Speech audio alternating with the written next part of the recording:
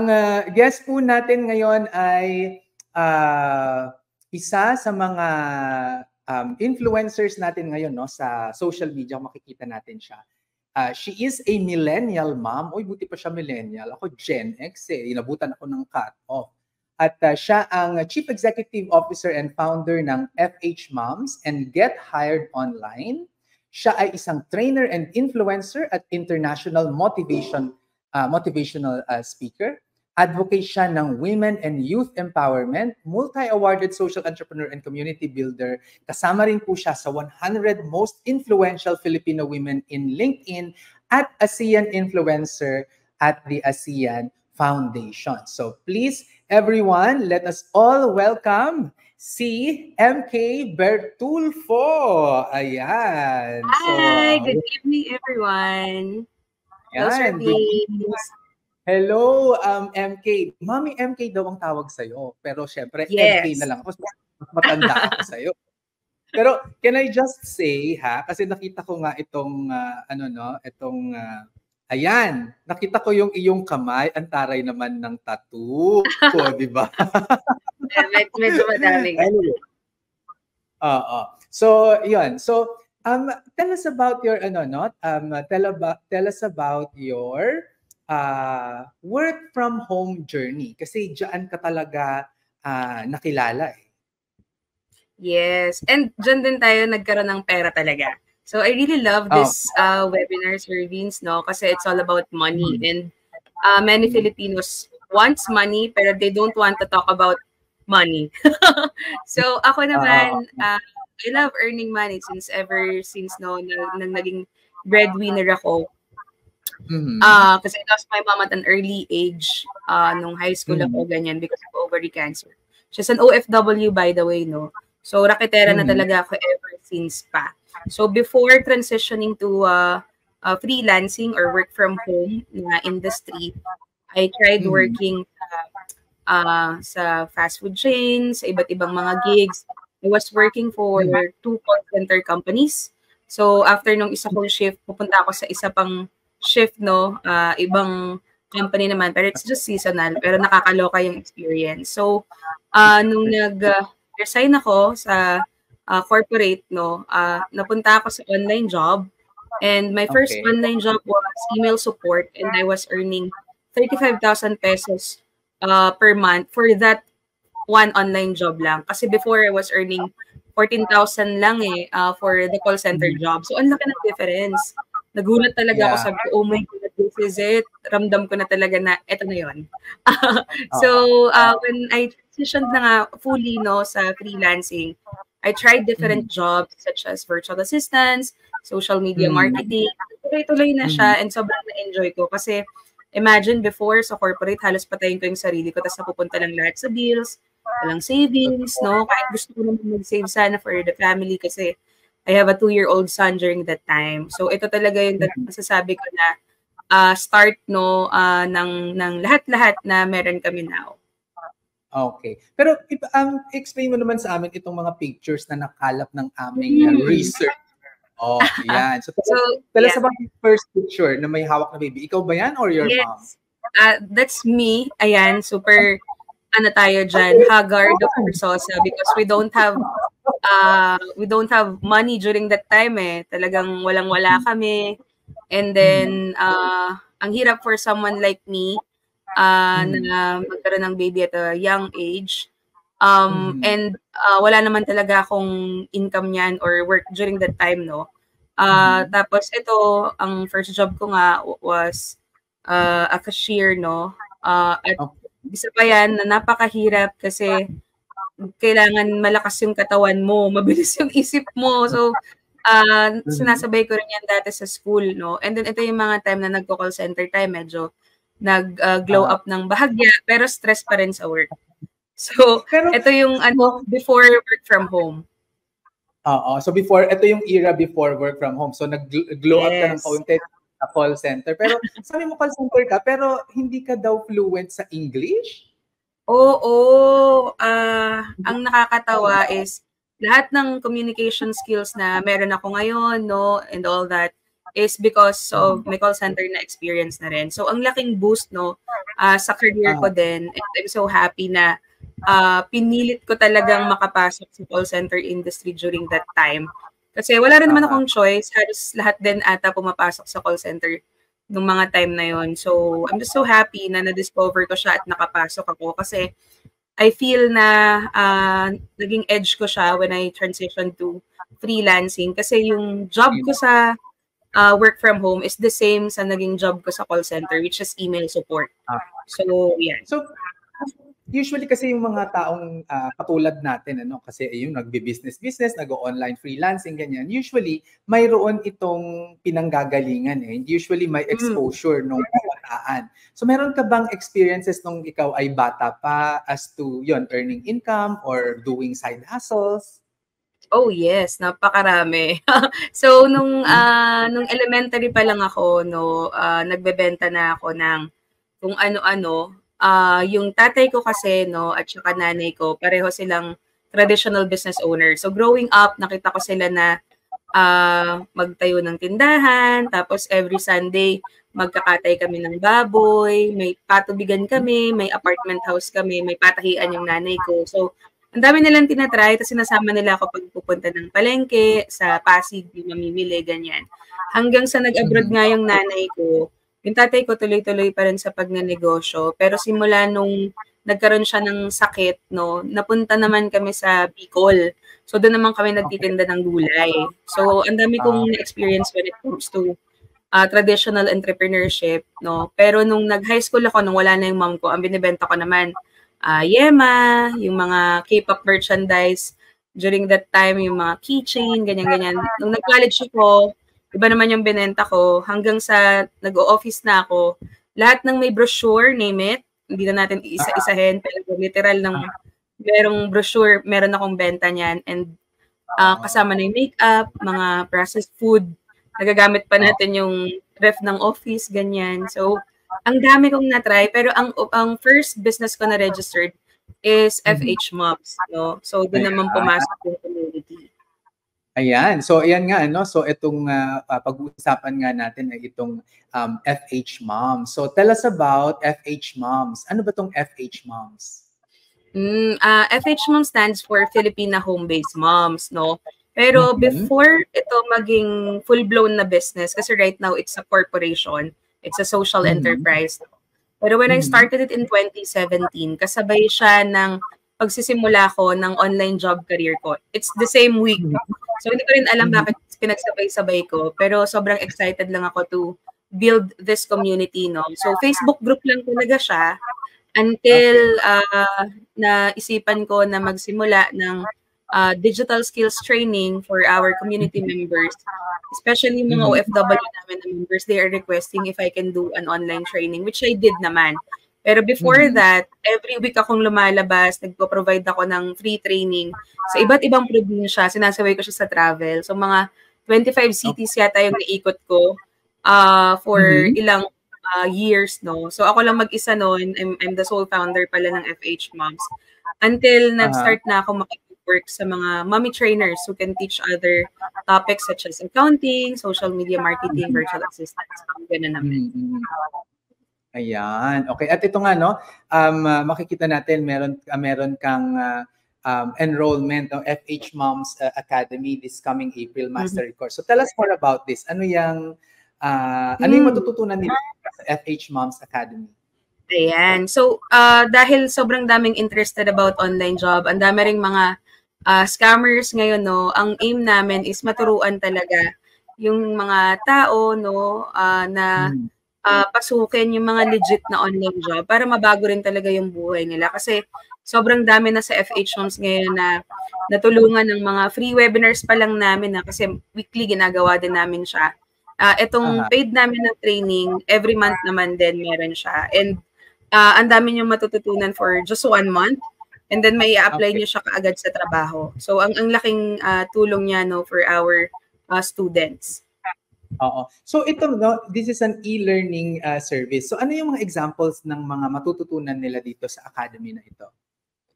Ang meron kami ay social media marketing, So anything that you need to learn about social media, no, kasama na yung sa Facebook, YouTube, TikTok, lahat ng mga strategies, ganyan.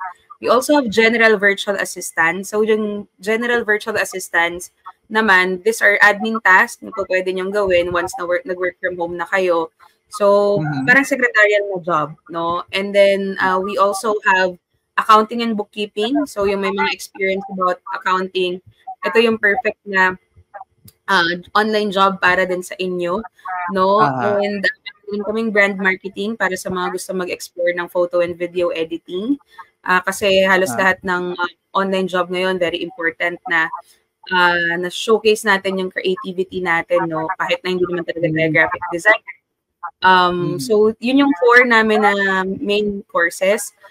Pero we also have other short courses at saka yung mga free webinars namin na regular naming nilalabas, no? And open to all naman siya. The community is for women, pero we're opening it to everyone, no, who's interested to learn about online job. Yeah. At nakita ko nga, you started in February 2017, pero itong inyong Facebook group ay umabot na ng 500,000 members. Diba? Opo eh. Kasi ang dami naming mga projects talaga. So yung digital skills training, it's just one. Tapos nire-recommend kami ng mga members namin because lahat ng mga kailangan nilang tulong nandun na. We have yung mga resources namin na libre lang, may directory rin, may mga sample na resume, cover letter, pati mga interviews, ganyan. We also have our scholarship na program, internship, and then during the pandemic, doon naman kami nag-start ng computer rent-to-own at saka rental. So, yung mga tao, no, na walang equipment, pwede silang makakuha. So, this is a good loan that they can grab, di ba? Kasi magagamit nila as an investment para sa work din naman, right? And then sa school na mga bata. And then, aside from that, we also have other programs, no, such as yung mga sa CSR namin. Kapag may mga calamities, we would send, for example, sa Visayas and Mindanao, we were able to send 400,000 pesos na hinati-hati namin sa iba't ibang organizations for relief operations. At napakadami. Si Get Hired kasi is sa job matching naman or recruitment naman yung focus niya. Okay. Ano yung mga opportunities ba ngayon for work from home moms? Naku, napakadami, no? Pero ang 2 categories niya would be voice jobs at saka non-voice jobs. So yung sa voice jobs muna, unahin natin yun since onti yun.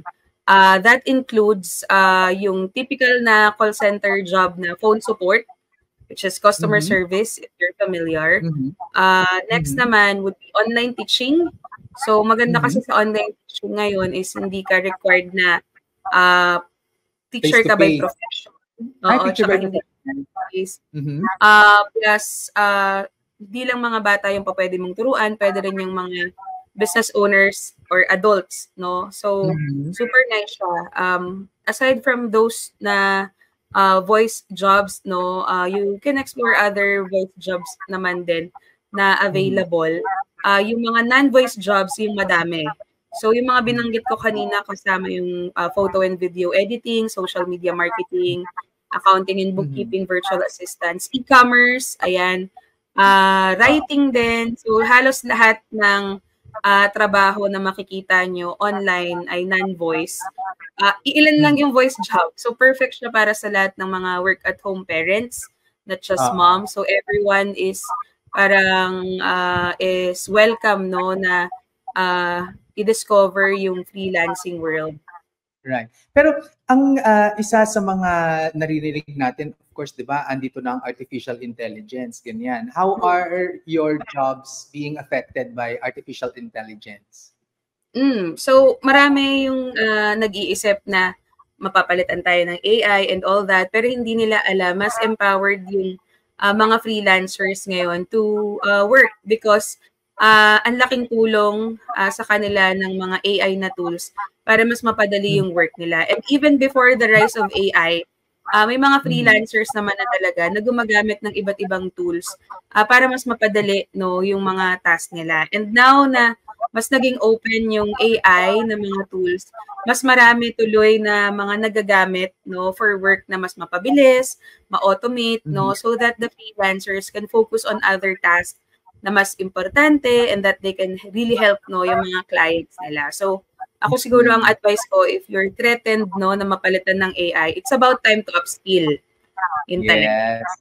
Oo. At saka parang ano no, wag na nating antayin na unahan tayo. Dapat nandito na yan wala tayong magagawa. So i-embrace na natin siya and we use it to improve our product or service delivery. Ayan.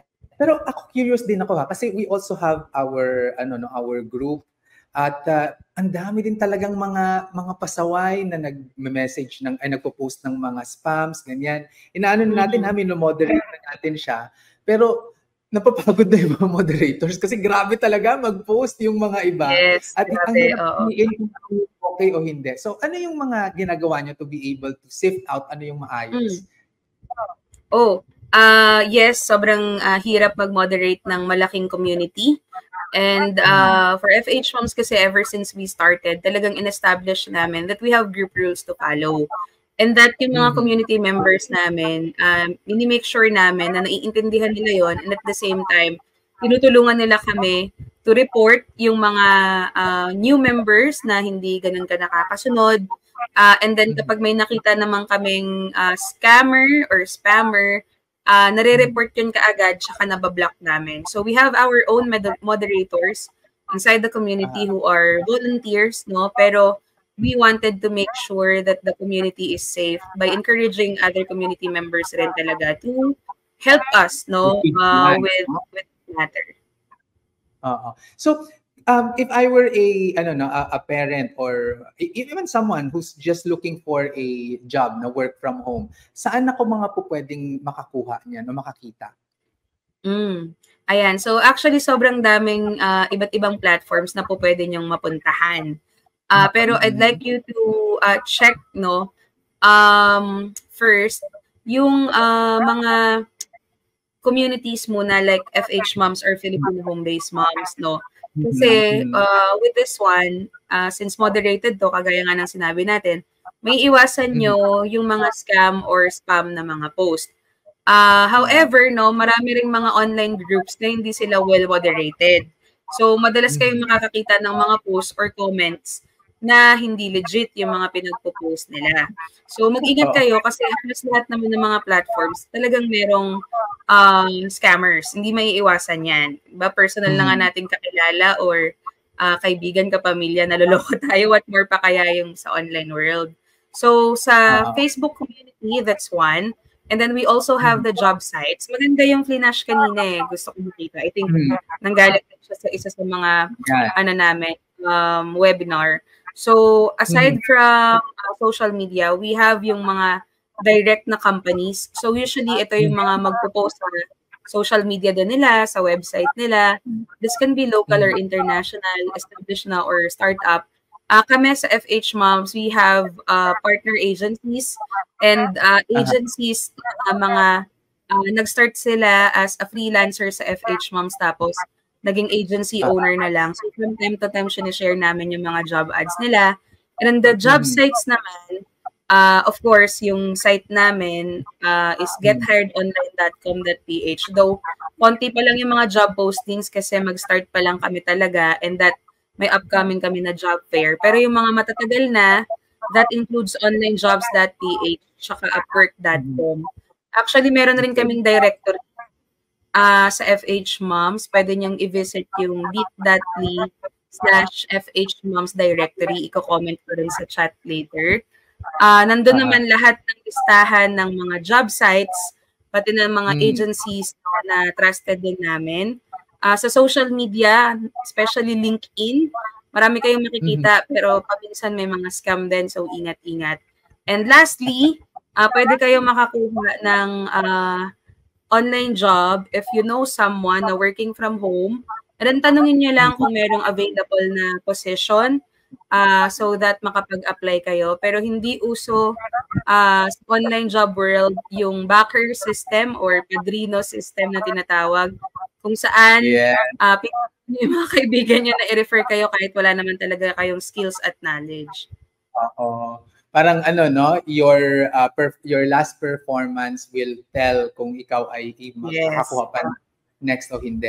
Pero yung sa ano natin, kapag tayo ay naghahanap ng trabaho, no, ano yung mga basic requirements na dapat kong i-prepare para ako ay ma-hire or makapaghanda dito sa pag-work from home? Number 1 talaga na dapat nating paghandaan is the tech requirements. That includes your internet connection. Dapat wired siya. And if not, let's say you're using prepaid, ganyan. Eventually, kailangan nyo pa rin magpakabit ng wired internet kasi for reliability na rin ng internet connection nyo. And then desktop or laptop. May magtatanong kasi niyan, pwede ba phone or mobile ang gamitin, May mga jobs na kayang gawin through mobile phones, pero hindi siya ganun ka-recommended for a newbie.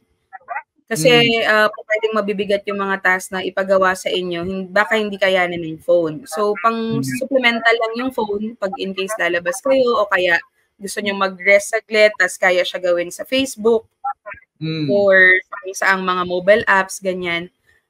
For the documents, you have to prepare your profile dun sa mga job sites na nabanggit natin, tsaka social media, your cover letter at tsaka resume.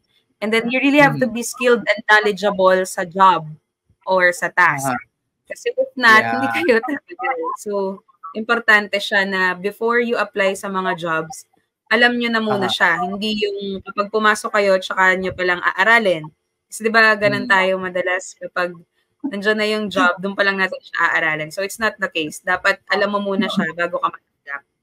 Parang ano lang, mga school, nagka-cram, mahilig mag-cram. Ayun. Trending kasi ngayon ng usapan, ano daw ba ang mas importante? Diploma o diskarte? Ano sa tingin mo ang dyan? Diploma o diskarte pa?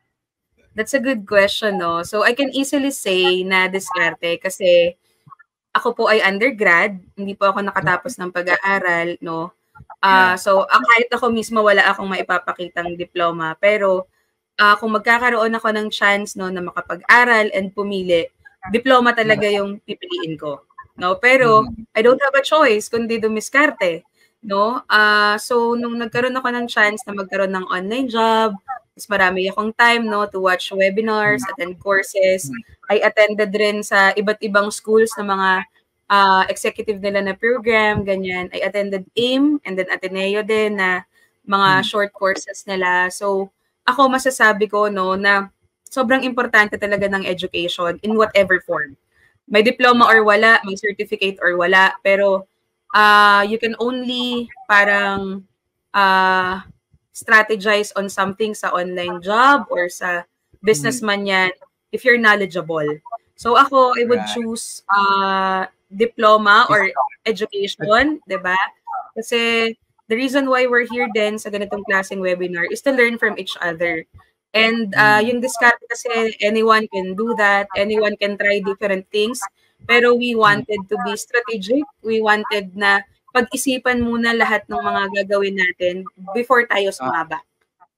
Ayan, pwede kayong maki-join sa amin kung diskarte o diploma ba yung kung papipilian lang ng isa, kasi actually ako talaga ang sasagot ko diyan, pwede bang both? Yes. Same. Maganda kung both, 'di ba? At saka actually alam mo, ang isa nga sa mga nakikita namin na trend ay mga 20% ng mga multinationals ngayon ay hindi na naglalagay ng college graduate requirement. Ang tinitingnan na talaga ay yung kakayahan mo, yung skills mo, in terms of accomplishing yung mga job requirements na kakailanganin nila. Yun, at kami din, we're hiring, pero pag nag-hire kami para sa trabaho na meron sa SEDP, sa organization namin, ay hindi ko na kinakailangan ng mga college graduates. Senior high school pa lang ay mas okay na sa akin. Kasi ako ang iniisip ko rin ay kasi madaling matutunan yung yung knowledge, no, madaling mag-build up ng knowledge, madaling mag-hone ng skills. Pero yung commitment, yung mga napagdaanan mo, yung mga experiences mo, yun yung mga mas magandang dadalhin mo sa organization for me. Yun yung nakikita natin. Ayan, okay, sige. Ano naman yung mga programs and initiatives ng FH Moms? Ayan, so nabanggit ko na yun kanina about sa training, computer rent-to-own, internship, no? Meron din kaming mga other programs which is nandito ngayon sa harap nyo, wherein hinahanapan ko naman siya ng grant. So nakakakuha ako ng funding, no, from international organizations such as UNDP, USAID. So ina-applyan ko siya so that we can come up with these projects na maibababa namin sa mga members namin. Kagaya ng alalay para kay nanay, no, na focus naman niya is soft skills training. And then Wi-Fi para kay nanay naman, wherein mapoprovide namin si mommy, no, ng Wi-Fi unit. And marami nang nagkaroon ng online job dito kasi Wi-Fi na lang talaga yung kulang nila. And then the computer para kay nanay naman, pinaprocess na yung fund. I'm so happy kasi talagang mag-start na siya this year. Ito naman, ang peg naman nito is that we accept, no, donations from our community members as well as partners na i-donate na lang nila yung mga second-hand nilang computer o kaya yung mga refurbish, sira na. Kasi we have partner technicians na mga hobbies naman ng mga mommy members namin para ayusin yon and then pipili kami ng beneficiaries. So, marami pa kaming other programs and events sa FH Moms kaya sobrang exciting for all the members. Right. No, ay, basta pag nagdo-donate kayo ng mga laptops ninyo ay buburahin nyo yung laman, ha? Baka, of course. Baka may mga scandal dyan makita, di ba? Anyway, so pag-usapan naman natin itong Get Hired Online. Ano ba itong Get Hired Online? Ayan. So, if you're familiar, no, with job matching platforms such as JobStreet, Caliber, Upwork, onlinejobs.ph. Hindi kami ganon. Pero para mas maintindihan niyo siya. Kasi dun malapit eh. So I'm pretty sure mas ma-visualize niyo siya. Pero kapag nag-create kayo ng account dito as an applicant, okay, meron kayong makikitang mga job ads or mga hiring, sa madaling salita. Pag nag-apply kayo doon, diretso na siya agad interview. So, masasend niyo yung resume nyo o kaya nakasave siya sa file nyo or profile nyo. Pag nag-apply kayo, meron na kaagad set ng interview questions. Tapos, sasagutan nyo na siya via video answers. Tapos, masasave na siya, marireview na siya ng recruiter. Tapos, pwede niya na kayong i-invite for a live na interview or kung face-to-face man, whatever. Pero, yun yung pinaka-purpose niya for recruitment, no, na mas mapabilis. And at the same time, mas mapadali, no, for the recruiters na makita kung swak ba kayo dun sa hinahanap nilang position. So, ayan. So, yung upcoming na job fair, matagal pa naman sa 2026, pero kaabang-abang siya kasi this will be our biggest na event for Get Hired. Sa Mega Trade Hall naman siya gaganapin. Okay. Pero itong sino yung mga partner mo na mga magha-hire? At paano mo sila nahanap? Ayan. So, si FH Moms kasi at saka si Get Hired, para lang silang magkapatid since they are both my babies, no? So, whatever resources na meron kami sa FH Moms, such as yung mga local and international namin na partners and mga clients, ganyan, na merong hiring, sila rin yung naglalagay ng job ads dito sa Get Hired. Kasi right now, we cannot do everything sa FH Moms nang sabay-sabay kasi loaded na masyado sa FH Moms. So, may mga existing na kaming mga clients, and then dinadagdagan pa namin siya ng mga local companies as well as agencies para hindi lang remote work mai-offer.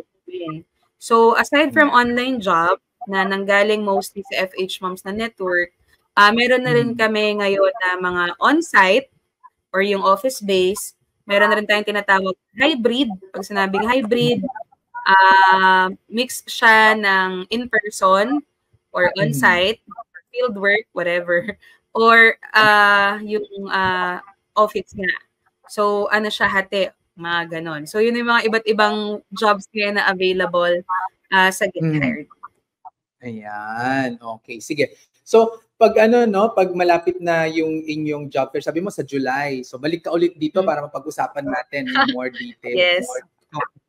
Kasi ako lalo na, no, malambot ang puso ko para sa mga, lalo na sa mga single moms. Ayan, kasi mga takila at sila talaga yung mga masisipag, no, at mga masigasi. Ayan. Anyway, so how do we get in touch with you, MK or FH Mom? So yun lang ba? They just need to go to the FH Moms Facebook group, tapos nandun na on how to interact. Yes, you can add me or follow me sa lahat ng social media na meron kayo kasi andun din ako. Mainly sa Facebook, no? Search na lang MK Bertulfo. Everyday ako nagpo-post, no, ng iba't ibang opportunities from job opening, mga events, webinars, lahat ng makakatulong sa inyo para maging successful tayong lahat in life. Meron din akong website, no, and then you can visit rin fhmoms.com at saka gethiredonline.com.ph if you wanted to know more about this two platforms. No? You can join FH Moms. It's for free, lalo na sa mga kababaihan. And then sa mga kabataan, no, and mga tatay naman, ayan, you can follow us pa rin naman, no, sa mga social media namin so that you can take advantage, no, ng mga free webinars namin and other opportunities na makaka-help sa inyo. Ayan. Okay, sige. So maraming salamat sa iyo, MK, at balik ka ulit dito mga June siguro para i-promote natin yung inyong. Thank you po. Okay, thank you.